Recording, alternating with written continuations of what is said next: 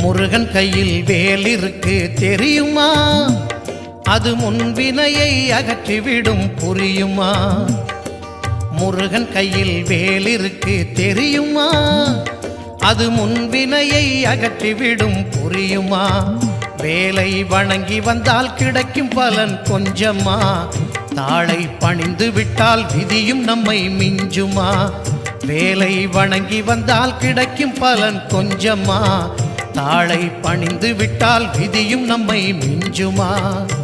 அந்த முருகன் கையில் வேல் இருக்கு தெரியுமா? அது முன்வினையை அகற்றிவிடும் புரியுமா?